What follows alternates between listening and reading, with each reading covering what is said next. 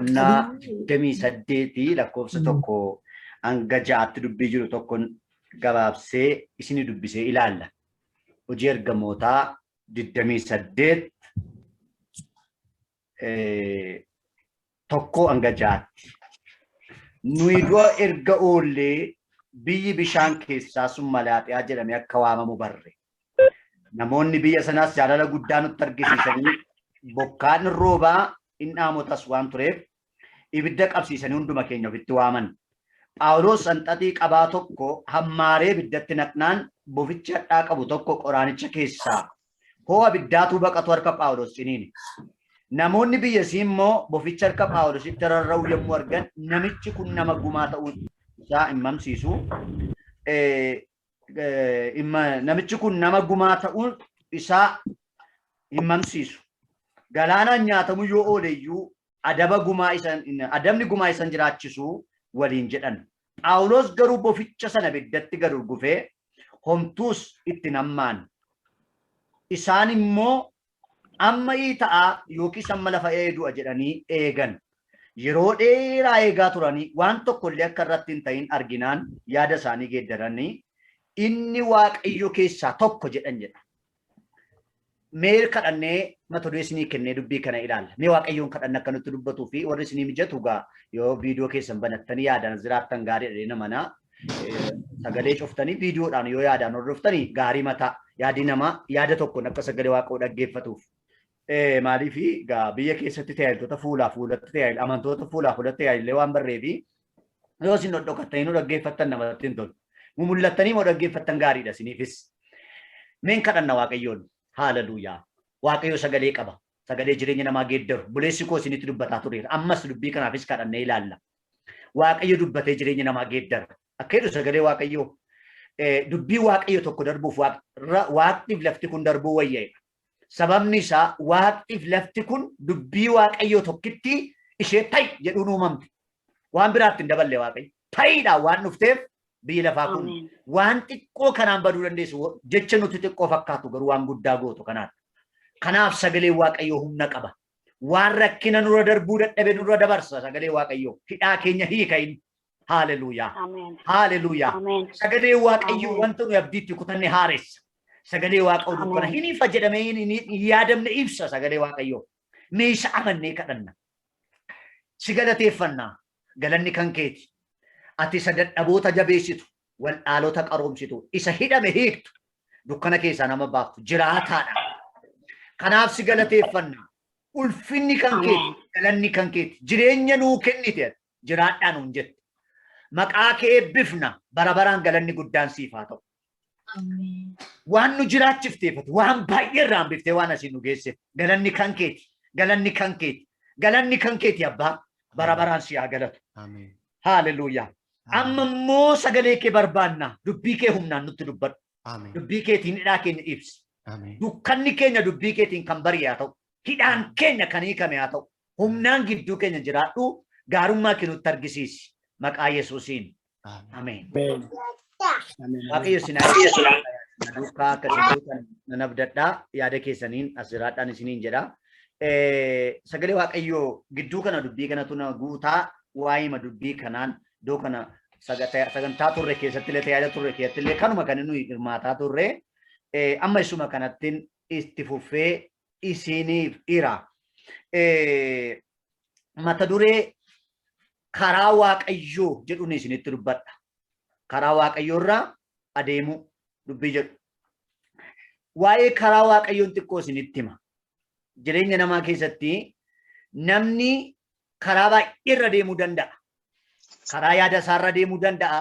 Seexanni isa hoogganee karaa seexanni irra oof irra deemuu danda'a. Karaa Waaqa irra geggeessa irra deemuu danda'a. Jireenya namaa keessatti namatti kan ulfaatu waa'ee karaa Waaqayyooti.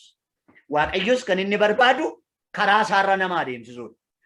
Jireenya jiraatu keessatti namoonni baay'een kan Waaqayyoon dadhabsiisan karaa Waaqayyoo bu'uu dadhabuudha. Amanuun nama rakkisu.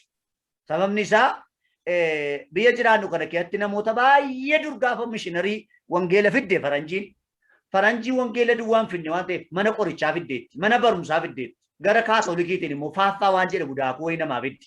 Akaafaadhaan namaa ammaarti. hundumtu wangeela qulqulluu fudhachuu dhufe tun taane kaan mana barumsaa dhufe kaan immoo dhukkubsatee dhufe itti namni kaan immoo faranjiin salbaajii wayis namaa kennite nan amane dhufe gara kana gara amboo gara naannoo shawaa kana ammoo namoota baay'ee maaliif amantoottan dur pheenteen lafa seenitti kadhattu birriitu nama harcaa jedhan anillee erga namboo dhufe hin argine damdolloorraan dhufe birrii nama harca'u hin argine pheenteen birrii harcaafti jennaan namni pheenxee ta'e maqaa waaqayyo ulfaatu bararra jiraannu kana keessa immoo rakkoo wayitu jira namni pheenxee waldaa kiristaanaa kan hin dhaquuf waan dhukkubeef dhaqa warra musliimaati maaliif amantu jettan wangeelatu dhugaa nutti ba'ame miti pheenxeen kiliinika taate amma kalee yoo dhukkube waldaa dhaqu duddu yoo cite waldaa dhaqu mataan na dhukkube dhaqu amma kiristaanummaa kan isaan fudhatan akka parastaamoolii wayiiti namootumti baay'een iyyuu waldaarra kan deeman dhukkubarraa fayyuuf malee karaa waaqorra bu'uudhaaf inni sobduun sobaa waldaa dhaqa gaafa dhukkubu mee dudda koorranaa ka'e mee kalee koorranaa ka'e mee mataa koonna dhukkuba xiqqoo seenaa kadhadhaa mee garaa kootiinaa kadhadhaa wangeelaa wiyyan maal namichi kun yoo jettan waa'ee karaa waaqayyoo miti waa'ee dhukkuba isaatiif waaqayyo kan inni waamu dhukkuba fooniitti fayyuuf miti dhukkuba lubbuuti malee jara keenya amma yeroo tokko tokko bara keenya gaafa pheenxee taatu ilaa hin duutu jenneetti lallabna sabatti utuma nu hin duutu jennuu kottee dhaaba hin du'a miti kaan dhangala'aman hundumti keenya iyyuun turra malee hin duuna jara keenya maqaa waaqa ulfaatu isin waan iyyuu nan du'a garuu xiqqoon tutturra malee kan nuyi pheenxee taane du'a ooluun miti qaa'innee duunan tutturra malee jireenya bara baraatti galuudhaaf hin du'u yoo jettan gaafa duutan gooftaa dhiiftu daraa keessan jabaadha kiristoosiin fudhachuun gaafa kiristoosiin fudhattu gooftaa itoo kiristoosiin hin fudhatini akka fedhe ta'u qoromsarraa goggortee darbuu dandeessa gaafa kiristoos duukaa buutu immoo qoromsa keessa si dabarsa waaqayyo bira darbuu kee hin barbaadu waaqayyo ila dhaggeeffadhaa keessa darbuu keeti malee waa'ee karaa waaqootti barumsi kun barumsa dheeraadha tuutti hin seenin seensa si ittima Israa'eloota waaqayyo deemsisee fidee Yerikoo biraan ga'eera Yerikoo bukkeedhaan naanna'anii digirii 180 duwwaadha gadi akkas goranii itti naanna'anii darbuudhaaf amma garuu waaqayyo jarane Iyyaasuu boqonnaa 6 dubbisan Yerikoomatu kufee keessa darbitu ilaalaa erga Yerikootti naanna'anii bukkee kanaan naanna'anii garas ga'anii nuti achumaan darbanii sokkanii mee maal tachi ganaa isaan naannes ganaa waaqayyo yeroo torbatti isaan naannes itti naanna'uu dhiisanii biruma darbaniitu sokkaan hin danda'u karaa darban bira ga'anii ilaa kunnoo biyyi keenya ilaa kunnoo achiin jedhaniitu ganaa amma dudduubatti deebi'utti naanna'u ilaa kunnoo ilaa asiin jedhetti yeroo torba naanna'u waaqayyo maal jedhe asuma keessa darbitu jedhe waaqayyo takka iyyitanii ma darbitu jedhe waaqayyo garuu hin darbamaa karaa waaqayyo waan bukkee si baasu qabu waan keessa si baasu malee hin dhukkubda keessa si dabarsa waaqayyo kan nuyi kiristoosiin fudhanne dhukkubuu dhiisuudhaaf miti dhukkubsannee fayyuudhaaf kiristoosii wajjin qoramsa irraa ooluuf miti kan gooftaa fudhanneef qoramsa moo'uudhaaf waan dhukkubarraa fayyeef kiristoos duukaan boonu utuun dhukkubsadhuun caalee jiraata rakkina koo caalee jiraata haaleluyyaa ilaa ammayyuu isiniin eebbisa waaqayyo rakkina keessa caalchisee masina jiraachisu Ameen. Aananii jiraachuudha inni guddaan kiristoosiin fudhachuun isa kana waa'een karaa waaqayyo jireenya namaa keessatti mataa dhukkubbeedha mee addeebi'ee waa tokko isinitti hima inni kun bal'aadha waa'ee karaa waaqayyo karaa mataa ofii karaa seexanaa kaasiyoon sitti hime fagoodha dhoksaansaa amma isa kana gaa'isa kan ta'u waa'ee karaa waaqayyo karaa namaaf karaa seexanaa karaa haalotaa dhiiseen waa'ee karaa waaqayyo duwwaa isinitti madha yeroo gabaabaa keessatti kutaan amma isinii dubbisee 28 tokko hanga 6 duraa wanti dursu tokko waan biraa jira boqonnaa 27 irratti lakkoofsa tokko kaasee hamma dhumaatti yeroo ilaallu hojiin ergamootaa kun hamma lakkoofsa 44tti namoonni kun galaanarra jiru dhaggeeffadhaa jireenyi namaa addunyaa hafuuraa keessatti waan sadii irratti nama laala waaqayyo tokko galaanarratti lammaffaa immoo qilleensa irratti sadaffaa immoo addunyaa mul'ataa keessatti inni waan inni qabu isinitti hima Phaawulos faan gara Roomaatti deemuuf ka'an gara Roomaatti deemu yeroo ka'anii namoota gosa 5tu jira markaba sana keessa gareen tokko daldaaltotadha isaan markaba yaabbatanii yoom Roomaa geenye buufannee deebine bu'aa isaanii ilaalu isaan warra bu'aa irra deemaniif ilaalan warri lammaffaan garee loltootaati warra Phaawulos faa qabanii jiran isaan immoo yoom Phaawulos faa deebine geessine mana hidhaa Roomaatti gashinee durgoo fudhannaa isaan immoo durgoodhaaf deemu warri jalqabaa daldaaltota buufachuuf warri lammaffaa hojjetoota durgoo eeggatu warri sadaffaan immoo warra markaba oofanii warra markaba oofanii fachi keessaa erga manaa lama mijeessanii Isaan kun immoo muuxannoo waggaa hedduu qabu karaa sanarra deemuudhaaf. Isaan immoo oofnee yoom Roomaa geenye yoom fe'annee achi addeebine. Isaan kunis garee sadaffaadha. Afuraffaan immoo abbaa qabeenya markabichaati. Inni immoo markabi koo cimaadha, amansiisaadha. Qilleensi yoo ka'e yoo kan biraatti bu'e namni tokko homaan ta'u jedheetu cimina markaba isaatii ilaala. Warri shanaffaan immoo Phaawulos fa'i. Warra homaa tokko nabdanne warra mana hidhaatti deemanidha. Isaan kun karaa Waaqayyo irra jiru. Karaa markaba keessa ta'aniitu Yesuusin keessatti of ilaala. Markaba keessa ta'aniitu isa keessa jiran miti. Yesuus isa keessa jiran ilaala. Ilaa dhaggeeffadhaa. Markabi mul'ataan itti mul'atu jara keenya. Mee isinitti maaltu mul'ata laata? Yeroo tokko tokko jireenya keenya keessatti isin warra Jarmanii natti fakkaata. Sanyiifaa Jarmaniitti hin beeku. Warri iddoo garaagaraa ta'a. Ameerikaa jiraatanii Ameerikaa keessatti of argitu. Maqaan isaa ulfaatu intinaafaan mandaratti haftee immoo mandar naashinaaliin ta'etu ta'a yeroo tokko tokko. Dabalufaan intinaafaan ganda keessatti isee mandar naashinaalii godhee Waaqayyo ana immoo intarnaashinaalii na godhe jettanii dhaachuu dandeessu ta'a. Jarmanii keessatti Ameerikaa keessatti Awurooppaatti of ilaaltaniitiin jara keenya. Garuu isa keessa jiran miti Kiristoos isa keessa jira ilaaluudha. Biyya jirru keessatti yoo ilaalle jara keenya hinurraa inni giddiin qabaatina. Roomaa afaanuu Giriikii faanuun kufan mootummaan jajjaboon Baabiloon faan hin harca'u kan jedhan harca'an mootonni jajjaboon torban addunyaa keessaa kufan. Amma addunyaa warra dhiyaanni hin qabatina. Amma isa kana miti. Jarri kun Phaawulos faan warri kaan waan ilaalanii deemanituu qabatanii isaan immoo Yesuusin ilaalu. Homtuu nutti hin mul'atu jedhan. Homtuu nutti hin mul'atu. Haaleluyyaa. Galaanarra jirra Yesuustu nutti mul'ata. Markaba keessa jirra Yesuustu nutti mul'ata. Warri hidhamuuf deemna lakki hidhaa keenya kan caalu Yesuustu jira jechaa deemu isaan. Namoonni abdii akkasii qaban kun markaba keessatti jiranii Phaawulos lafaa ka'ee ittiin jedhe. Warri kaan waan ilaalan kan biraa qabu itti lallabuuf ka'e. Gaafa itti lallabuudhaaf ka'u Phaawulos jara na'e. Lakkoofsa 10 kaatoo dubbistan. Markabi kun hin caccabaa, mi'i baay'een hin badaa, lubbuun nama hin miidhamanaan jedhe Waaqayyo gooftaan maccaa jedhe. Gaafa akka jedhee dubbatu jara keenya. Namittiin kun hin machoofteedhan. Eewu kan hirkaa fudhatu. Abbaan markaba saattaman. Inni oofu gooftummaa cimina saattaman oofuutti. Inni kaan bu'aa buufatutti amana. Inni kaan meeshaa baatutti amana. Karaa kamiin militti hammamoo deessitu iyyuu kana keessaan baatoleetti camadee gadhaabbatu. Qawwe mataa ishee irra gadi kaa'e. Waan meeqa himtu iyyuu kanuma keessa jirtan irra gadi kaa'e. Phaawulos inni Waaqoo namatu markabatu caccaba lubbuu namaa miidhama. Inni waan ilaalee beeku nama hin dhaga'u. Yeroo tokko tokko beektu maqaamti Waaqayyo ulfaatu hunduma keessan baay'ee nama baay'ee addunyaa keessaa amma warri biyya laayirtan kun warra biyya keessaa calaa pheenxee isin godhe Waaqayyo. Maqaan isaa ulfaatu. Maaliif akkas hin godhe beektu? Koronaa dhufe galanni isaan badini. Erga koronaan dhufe isin kadhannaa bakadhannaa taatan tsaloot sadan beektu garuu qilleensattooti ol isin yaase malee Waaqayyo. Maqaan isaa ulfaatu nuyyuu warra baadiyyaa keessa jirtu kunoo qilleensarra nu tajaajilchiisaniti. Hunduma keessan funaanee lafaa fuudhee Waaqayyo koronaan qabee qilleensatti isin naqe. Achirra taa'aa dhaggeeffadhaa waaqeffadhaa jedhee ittan dhufaa waa'ee qilleensarra jiraachuu. Akkasumatti amantiitti jajjabaachuun dinqiidha jajjabaadhaa. Jajjabaataa jirtu minaa wajjin. Mee warri naa wajjin jirtan mataa maraasaa jirreedha. Waaqayyo waa fideetu nama amansiifata. Nama amansiifachuu Waaqayyo dinqiidha jedheeni. Waa'ee karaa Waaqa warri jiraadhaan qabaadhaa. Phaawulos galaanni itti mul'atu markabi itti mul'atu isa Waaqoo jedhe sagalee Waaqootti itti mul'ata. Yeroo Phaawulos kana dubbatu namni dhaga'u hin dhaban. Waan deemaniif waan qabaniif namni dubbii Phaawulositti gatii hin kennin. Akka addunyaa keenyaatiin yeroo rakkinni dhufu addunyaa Waaqayyootti jilbeenfattee Waaqayyoon malee homtuu jiru kan jette rakkatteetiin jara keenya. Kan nama dhibu keessaa Phaawulos dubbateetti qaana'e. As keessatti waa tokko argina. Phaawulos utuu karaa Waaqayyoo irra jiru warra waan amanatan qabanitti dubbatee qaana'e. Dubbateetti qaana'e. Dhaggeeffadha. Maaliifan dubbadhe? Lafaa kee dubbana qaba afaan kee maal isa odeessitu jedhanii markaba isaaniitti itti fufuutti ka'an. Namni Phaawulos hin dhageen jiru dubbatee qaana'e.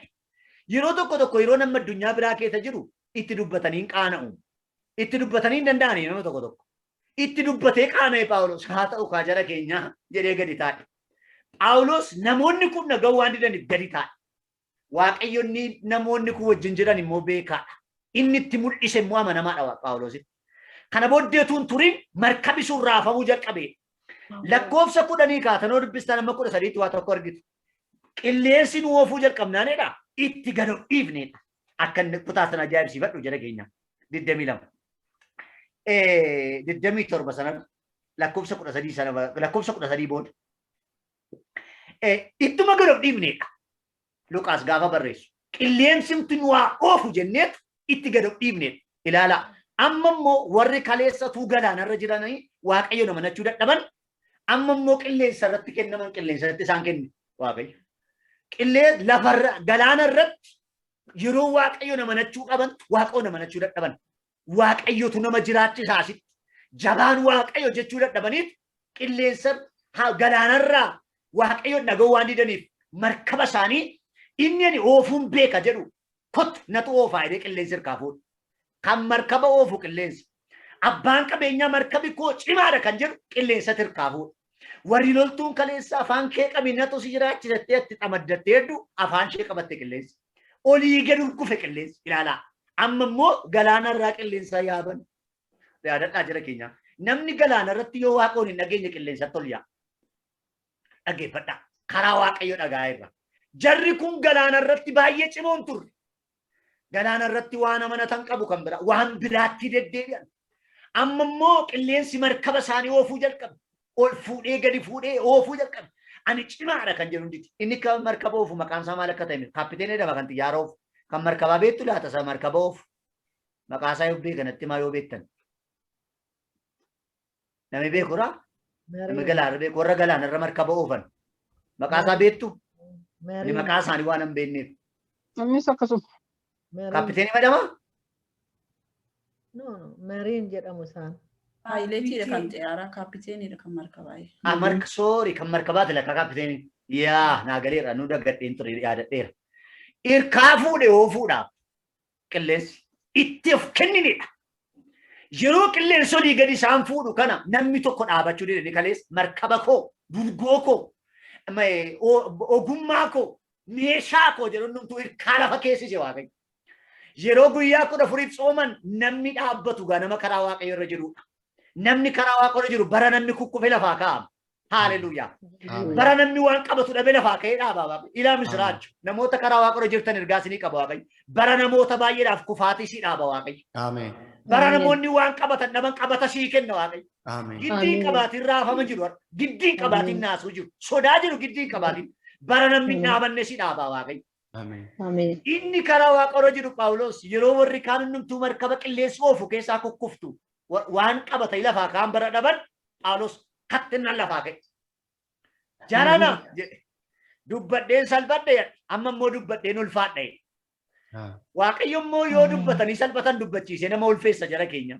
Namni dubbatee salphate jira laata? Dubbattee ma ulfaatta?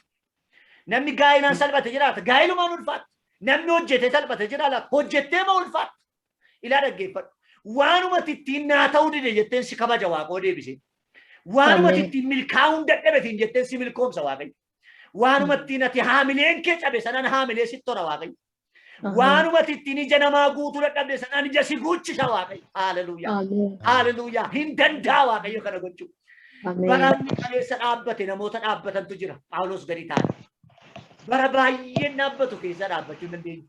Gadi taa'e nuun jedhu waan ta'eef inni nama caalu. Amma namni tokko iyyuu dhaabachuu hin danda'u. Inni meeshaa baatu urgufamee lafa dha'a.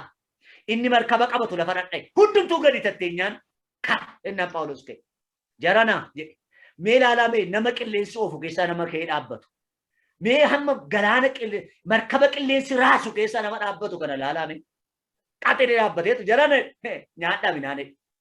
Nyaadhaa minaan dubbannaan nalqaaneessitanii amma immoo nan dubbadhe. Waaqayyo misiraachoo tokko ishiitti hime. Inni dubbadhe tokko nafe tokko hin ta'e. Maal tafe lubbuun nama tokko waan ta'u naan jedhe. Maaliif yaada jijjiire beektu Waaqayyo? Lubbuu namaatiif yaada isaa hin geeddara Waaqayyo. Ilaa dhaggeeffadha. Yeroo tokko tokko mee kaaneetu kadhata dogoggoraa kan faa kadhannee beeknu wantooti garagaraa abaluun kana ajjeesi salphii ajjeesi du'aan lafarraa kaasii kan kaasii ennee kadhanna miti. Hin kaasu Waaqoon ajjeesu maal gootu lubbuun ajjeesu Waaqayyo. Isa kana nan dhiise isa kan biraa gabbaraa garuu siin deebisa Waaqayyo kadhannaa keessa. Waa'ee lubbuutiif eeggannaa godhama. Phaawulos ergaan isaa jalqabaa meeshaatu bada namatu du'e. Amma Waaqayyo waa'ee lubbuutiif yaada isaa geeddare Waaqayyo. Lubbuu namaan balleessu. Lubbuun namaa ooluu qabe garuu meeshaan hin badee. Namni tokko sin keessaa waan tokko hin ta'u. Amma garuu minaan nyaadhaa. Dhaggeeffadhaa jedhan. lubbuun nama tokko han ta'u jedhee namni ka'ee dhaabbatu qilleensa nama raasu keessaa Phaawulos duwwaadhaan homtuu ka'ee dhaabbatu. Kana booddee nyaadhaa asitti Phaawulos dubbatee qaana'ee dubbatee ulfaate. Ilaalaa yeroo kam yeroo namni qilleensarra jiru Phaawulos dubbiin isaa fudhatan. Amma immoo namoonni baay'een Phaawulosiin malee kaajuutti gaan maal jetta ati nutti mika inni kaleessa tuffatu amma Phaawulosiin kabajuutti ga'e. Maal jetta Phaawulos warri markaba oofan sun baduu kaan jaran akka isaan hin banne qaba yoo isaan qaban malee ooluu hin dandeessan mala himutti deebi'e Phaawulos. Yeroo karaa waaqa irra deemamee firoo tokko bara nama harkaa falli bademe nama fala himu si godhaa Waaqayyo. Ameen. Bara nama harkaa dubbiin bademe dubbii shirka kaa'amu Waaqayyo. Ameen. Firoo tokko karaa Waaqayyo. Meel tokko karaa waaqa irra tutu filaala. Karaa waaqayyo irra deemuun pheenxee ta'uu miti. Kadhachuu danda'u miti. Waan biraa miti karaa waaqayyo. Murteessuu nama gaafata yaada waaqa jiraachuu. Jireenya namaa keessaa wanti baay'ee murteessaa jedhamu karaa waaqayyo irraa deemu.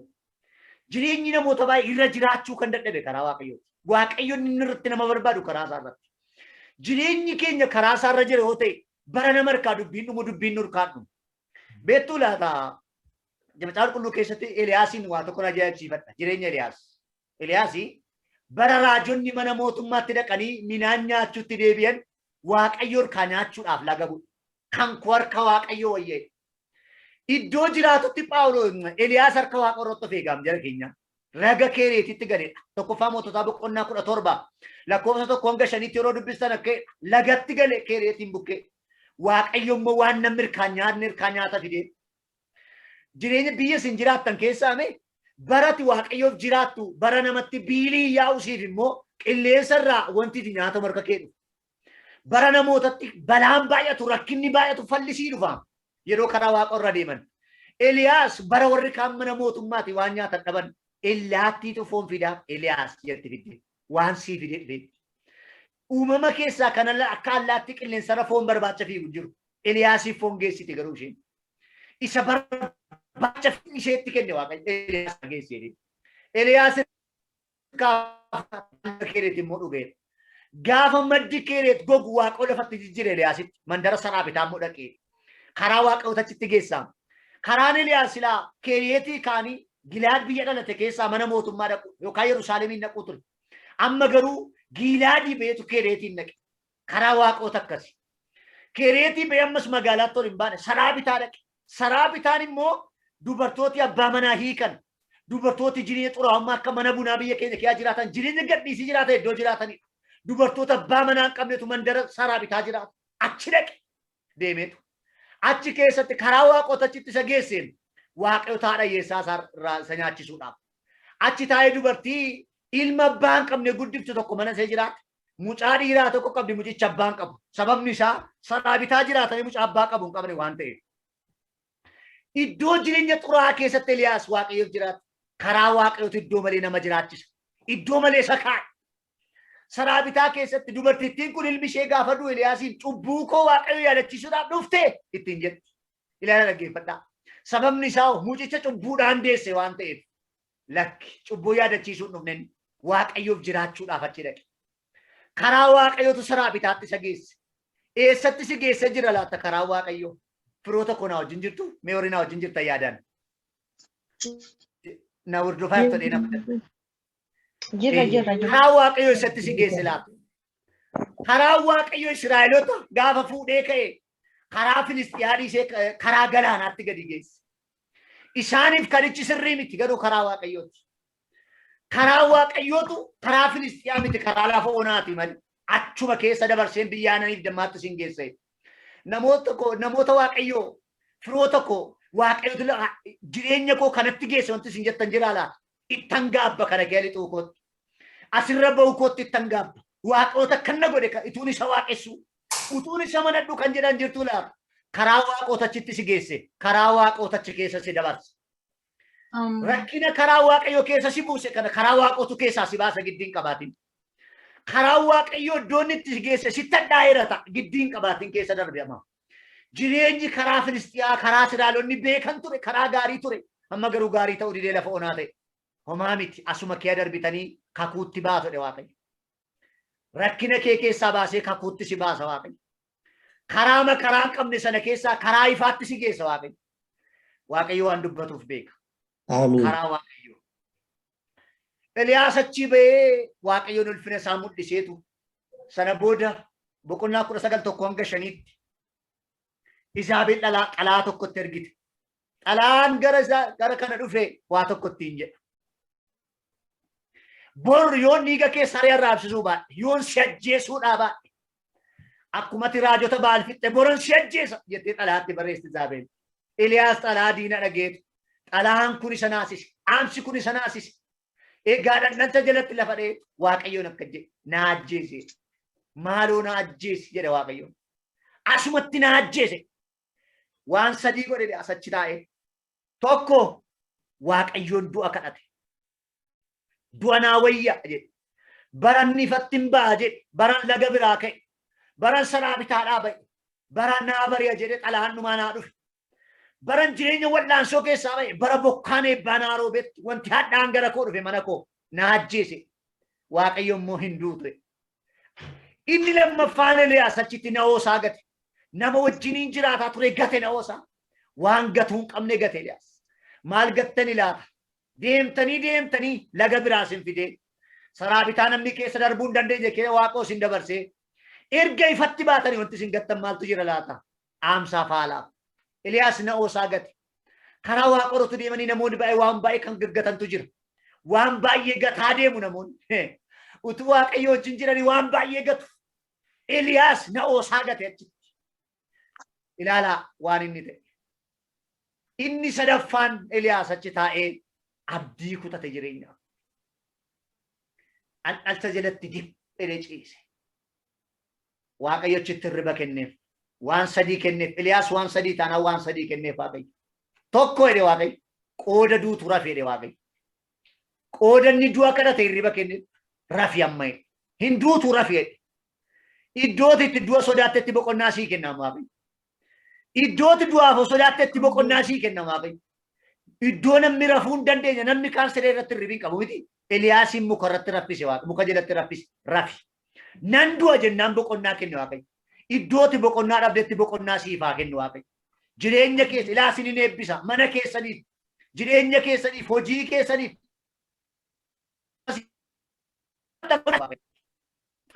Haara rafi jedhe. Qoodanni nan du'a jedhe hirriba kenneef. Inni kan biraan Eliyaas qoodanni na oote buddeena fidee ergamaa waaqayyo nyaadhu. Nyaata fidee. Inni na oosaa gannaan nyaadhu kane maaliif tokko gattee dhattee nama sadiitiif daa'e. Dachaalaan nabxee dibdaa nyaadhu. Galaa qaba waaqayyo lafatti jirtutti. Lafattumaan harkaa dhumetiin jettutti waan si nyaachisu qaba waaqayyo. Haaleluyyaa. Nyaadhu. Iddootti namni guddachuu hin dandeenyetti nama guddisaa waaqayyo jara keenya. Iddootti namni galaa fixetti galaa namaa kennamu. Nyaadhu. Eliyaas nyaadhu. Ammas deebi'ee rafa rakkina qabu. Yeroo sadii dammasetti deebi'ee ergamaa waaqayyo isa waaqa Abrahaam, Yisihaaq, Yaaqoob irraan caalu. Yisihaaq, Abrahaam, Yisihaaq, Yaaqoob irraan caalu na ajjeese naan yeroo sadii dammaqsee nyaachise waaqayyo. Karaa deemtaa'e. Sadaffaa irratti Eliyaas abdii kutannaan biyya kanaa fageesse waaqayyo guyyaa 40 deebise halkanii guyyaa. Achi fagaadhe waaqayyo. Lafa nu itti abdii kutanne karaa waaqochi nu fageessuu danda'a. Namni karaa waaqoratu deemu karaatti hin du'u. Firoota koo karaa waaqorra jirtu karaatti si hambisu waaqayyo. Karaa waaqayyoorra jirtu biyyi ormaa biyyattitti kabajamtu malee biyyattitti salphattu hin taatu. Karaa waaqayyoorra jirta iddootitti nan qabama siin jette sana keessa si dabarsa waaqayyo. Karaa waaqayyoorra jirta iddootitti haala sodaatte keessa haala si moosisa waaqayyo. Karaa waaqayyo. Karaa waaqayyo. Karaa waaqayyo Eliyaasiin ol baasee holqa keessa waaqoon itti mul'isee dibataan Eliyaas inni du'a kadhate bara baraan akka hin duunetti achi ol fudhatame. Nan du'a jedhee du'a kadhate ol fudhatameef jara keenya. Fayyaa isaa fudhate. Nama na ajjeesi jedhetu bara baraan du'a hin arginu. Waan ati itti sodaatte sinnaan waan ati itti miidhama jette sana kiyaa waaqayyo kutee si baasa. Isa bira du'aatettu keessatti jireenya sii kennama waaqayyo. Isa ni nan du'a jedhee hin duutu jedhe waaqayyo. Eliyaas sana kiyaa darbee jira. Waaqayyo gaafa nama jiraachisu akkas. Karaa waaqayyo. Haala. Asan deebi'a gaa. Phaawulositti. Phaawulos bara warri kaan qilleensaan raafaman dhaabbata. Silayyuu galaanarra hin jirun. Silayyuu qilleensarra hin jirun. Waaqayyo irra jira. Karaa waaqayyo. yeroo warri galaanarraa fokkoran Phaawulos qaana'een taa'e markaba keessa jiru Waaqayyo keessa jira. Yeroo galaanni qilleensi isaan oofu anoo qilleensa irra jiru Yesuus irra jira. Yeroo qilleensi nama raasu Phaawulos gaa'ee keessaa dhaabata karaa Waaqayyo irra jira. Namni karaa Waaqayyo irra jiru maal raafamu jira keenya. Homaa tokko sodaatu. Jireenya namaatti sodaa kan naqu karaa Waaqayyo irraa badu. Mi'a mala qabu tokko beektu laa. Kitaaba kumna kana kutaa tokkoffaa irratti barreesseera. Jireenya namaa keessatti namni yeroo Waaqayyo wajjin walitti dhufeenya isaa kutu sodaatitti nama. Rafee nan du'a jedhaa, deemee nan du'a jedhaa, hojjetee nan du'a jedhaa. Waan hundumaa kee sodaatitti dhaga'ama. Yeroo karaa Waaqayyo irraa jedhatu namni. Jireenyi namaa nagaa guddaan gammachuudhaan kan jiraatu utuu rakkina qabu yeroo karaa Waaqayyo irra deemu. Utuu beela'uu kolfaa faarfataa deemu. Utuu waan meeqa gammadama jiraata. Boqotaama jiraata maaltu si gammachiisan Waaqayyoon hin qaba Yesuusin hin qaba. Rakkina kee taa'ee namni Yesuus hin qabu nagaa qaba. Nagaa kan sii kennu karaa Waaqayyooti. Qabeenyi biyyi jiraatu beekumsi nagaa namaan kennu jara keenya. Sodaa namatti naqaman kan nama boqochiisu karaa Waaqayyooti.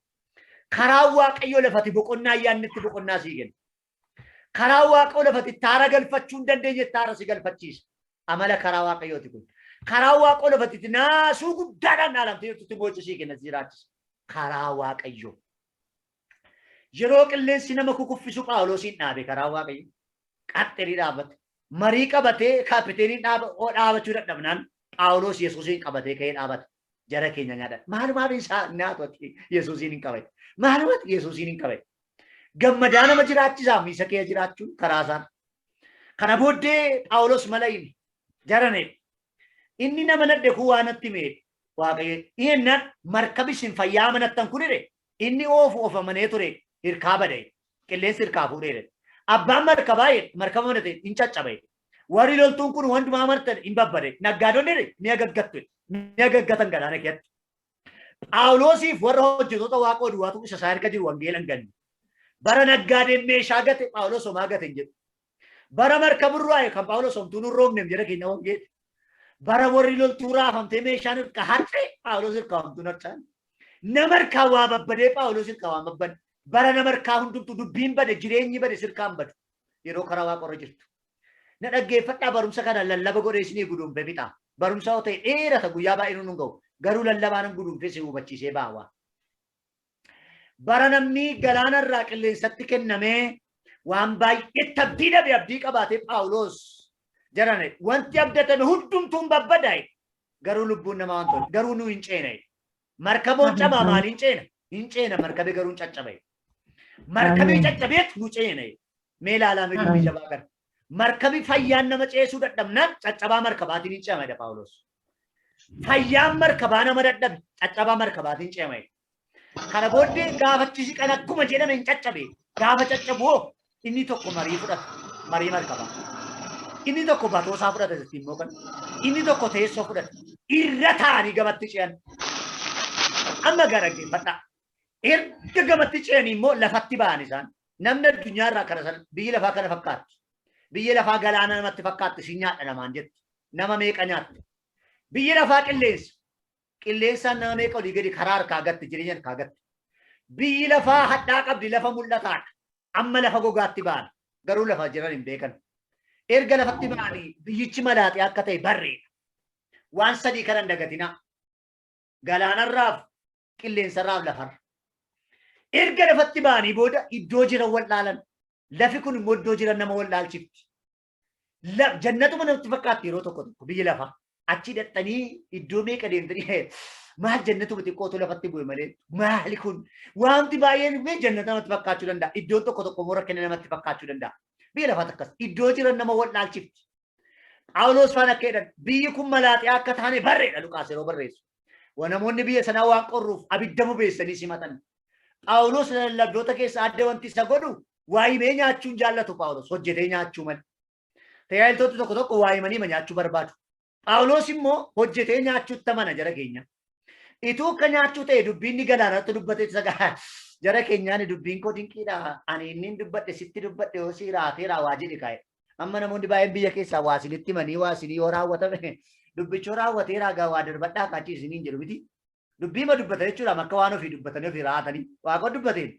Phaawulos utuu namarraa argachuu ta'e abidda qaammachuu ta'e jara keenya dubbiin ni galaanatti dubbate nama ceesisee hin ga'a. Ana dubbatee si ceesisee Phaawulos jechuu danda'a ture. Ndeessa dubbatee ceesisee homaarree dhugumoo. An dubbattee itti dubbadhee abaluun ceesisee ta'e tuuti biyya keenya. Abaluun Jarmaniin Ameerikaan eessaan gahee irratti dubbadhee ceesisee nagatti nagatee yeroo baay'ee. Rakkoon isaanii hubachuu dadhabuudhaan lafatti rakkina qabu. Phaawulos jara kana ceesisee hojiitti deebi'e. Maal innaan ani taa'ee abidda namaa qaammadhu. Maal malee qoraan coreen abiddatti naqadhe. Abidda namaayyuu qaammadhu jedhe Phaawulos. Abidda namni boobis midhaan namaa nyaachuu naafu. Qoraan ammaaree abiddatti naqnaan jedha. Bofi hadhaa qabu harka Phaawulos ciniise. Ilaa dhaggeeffadhaa. Bofi tokko iddoo malsee malee dhufte. Uumama boqonnaa 3 lakkoofsa 15 irratti koomee gaaddaa jedha malee harka gaaddaa kan jedhu caafamee hin jiru. Bofuu iddoo ishee wallaalte. Koomee dhiiftee harkatti achi ol baate ishee. Lafarra yeroo jiraatan jira keenya wanti iddoo ishee malee ol namatti baatu jirti. Gad deebisuu wayyaman. Waan hundumtuu hadhaa baatee ol namatti ba'uu danda'a. Phaawulos utuu koomee hin tite dhugaa qabdi bofi. Dhuguma lafaan dhoofti. Amma immoo iddoo ishee malee dhufte bofi. Iddoo ishee kenname dhiifte harka ciniinti. Yaa giiftii qoddoo kee malee dhufte Phaawulos abiddatti gad urgufeedha. Lammaffaa immoo harka woo ciniintu immoo barru harkaa dhuftee immoo ciniintu immoo waa tokko dubbatameera. Yesus torbaan qabaatu harkaan qabdanii homaa tokko isin hin godhu jedheen. Ila dhaggeeffadhaa. Utuu isa ta'es ergaa qaba Phaawulos. Kan saa galaanni nyaatu kan saa hadhaan hin nyaatu. Bofa hadhaa qabu kan abiddatti gad urgufeetu lafarraa akkasuma amala dubbii lafarra guute keessaa amala amma kufa amma du'a amma kufa amma hiitaa'e. Jireenya biyya lafaarra jiraannu keessa namoonni baay'een namoota gaarummaa namaa yaadne namoota hammeenya namaa yaadan yoom salphatti yoom kufti yoom badu jedhee namoota abjootantu baay'ata. Namoonni Phaawulosii sila jajan amma irratti deebi'an waa tokko na jaabsadhani kenna. Wanti nama hin kufifne karaa Waaqayyo duwwaadha. Meeddoo jettanii al tokko dubbadhaa. Karaa Waaqayyo irra deemee yeedhaa. Karaa Waaqayyo irra deemee kufee nafuu jedhaa. kufee Nafuu. Ilaa waa tokkoon isinitti himu. Kan nama ajaa'ibu keessaa namoonni sila Phaawulosiin jajan amma immoo Phaawulosiin ammeessutti ka'an. Ergaa isaatiin laga ce'anii dhufanii Phaawulos kan hundumtuu jajanii kaleessa jalqaba irratti dubbatee qaana'e. Dubbatee ulfaate. Amma immoo irratti dubbachuutti deebi'an. Warrumti sun anaa nyaatu Phaawulee ko sitti hidda beelaniitu taalanii hin qabne. Bofarraa dajjeemne jara keenya. Irraa hin qabne. Namichi kun nama gumaatedha nama immoo. Itti deebi'an amma irratti dubbachuudhaaf. Warri sila jajuutti deebi'an amma immoo jajuutti deebi'an. Warri sila isa himan amma immoo sammeessutti deebi'an. Phaawulee ko jechuun namittiin kun rakkina qabdan waa ishee beekan. Yeroo tokko tokko namni keenya yeroo waan jiru nama jajjiiroo xiqqoo seedhan immoo nama rakkisa. Ani biyya keenya keessaa waa tokko sodaadha. Biyya keenya keessaa waa tokko sodaadha. Wanti sodaadhu maali yoo jettan hawaasi keenya gareedha. Maal beektu yoo si jajuu barbaade jechumati tokko koot gootee gadhiiftuun mootii keenya gooftaa keenya hayyuu keenya beekaa keenya jecha tokkittiidha. Saba keenya gidduutti beekaa ta'uun guyyaama tokkochi abbaatee waa tokko dubbata harka keenya. Abootti fattee waa jennaan qabsaa keenya goota keenya siin jedhu. Gaafa tokko bakka harka kee duwwaacha ol kaasee haa tokkoon immoo harka kee duwwaa wal jala dabarsi. Waan barbaadde godhe gaafa goota ta'uuf kanuma sigaa biyya keenya. Barachuu qabsaa'uu barreessuu hayyoomuun barbaadu akkuma tasaa horii miidiyaa itti bahiiti bakka harka kee kan godhe bakka hayyuun si malee jiru. Mallattooma tokko jecha tokkoon muudamte. Kan itti ishaaramtu immoo jecha tokkittiidha giddiin qabaate. Akkuma tasaa gaaf tokko nama wajjin dhaabattee suura kaata siin jedhu sana booda. Hin dubbatin iyyuu mallattoodhaan muudamtee mallattoodhaan ishaaramta bakka. Sin argine namni sin beekne namni takkaa waa'ee kenna afuuftuu miti ishee maaloo miti ishee. Ani beeku gantuu miti gattuu miti jedhu sana booda. Maal argite? Suura isheen argee. Footoma isheetiin muudanii footoma isheetiin shaaru. Yoo muudamuu barbaaddan biyya keenyaa footoo keessan ergaa. Yoo shaaramuu barbaadanii footoma keessan ergadha. Kanumatti isin gaafa waan biraan barbaadu. Jireenya akkasii keessaa kan hin sodaatu kan ittiin ol kaan jecha tokko kan ittiin gadi goonis jecha tokko ittiin salphaadha. Jireenya of eeggataa deeman jireenya akka nama kirriirra deemuuti biyya keenya keessa jiraachuun. Saba keenya keessa jiraachuun nama kirriirra deemuudha tajaajilaanis. Waldaa kee akka kirriirra deemtu. Biyya kee siyaasa kee akka kirriirra deemtu. Kanaaf namoonni keenya waldaa kiristaanaa keessattis ta'e siyaasa keenya keessatti namni jalqabee fixuu fi xaamboo hin jiru. Jajjabee jalqabee namni dulloomu hin jiru. Karaatti dafanii salphisu. Waanuma tokkoon muudanii nama waaqonuu dibeenuu kaasa. Nama waaqayyuma waaqumarraa kan dibe kun Gabri'eelidha malee kun Mikaa'elidha malee xiqqootuun ture kun inni Phaawulos jedha jechaa turan Daabiloos isin jedhu deebanii. Utuma Phaawulos isin jedhu Daabulee isin jedhu giddiin qabaatiin. Of eeggannoo warra karaa waaqoo si baasa jara keenya waan biraa dhiisaati. Kan biraa isaati mataa gadi qabadhaa karaa waaqoo keessa hulluuqa. Isumatu fala namaati. Phaawulosiin amma ta'a. Amma lafa dheeduu jedhan. Bofaadhaa qabu namni irraa rukutu hin jiru ka'ee. Phaawulosiif namni qoricha faluuf hin jiru. Qorichi aadaa jira, qorichi faranjii jiran jenni. Waan tokko namni dhaabbatee jira lafa dhaa'edha eeggatu. Lafa dha'uu dideedha. Karaa waaqorra jira ka. Utuu lafa dha'ee gaafa qilleensi galaanarra nama hurgufe sana lafa dha'a. Gaafa sana hun dhaabbata Phaawulos. Karaa waaqorra jira ka. Hadhaa yerootti dhufe Phaawulosiin lafaan dha'uu dide. Hinuma dhaabate hin eegganne hin kufedhani jara keenya haa kufu firaashiillee jalan kaa'anii. Maal taa'u lafa dha'ee immoo keessatti awwaala boolla wayiillee jalan qotanii kun lafa dha'aa jedhan ta'anii. Awwaalaafis boollan qonneen jireenyaafis sireen hafneef lafa dha'a amma du'edhan. Homaa tokko ta'uu dideedha Phaawulos. Dinqiidhaan kun. Utuu isaan salphina isaa eeganii ulfeesse Waaqayyo. Utuu isaan du'a isaa eeganii jiraachise Waaqayyo. Hin danda'amu Waaqayyo. Hallelujah.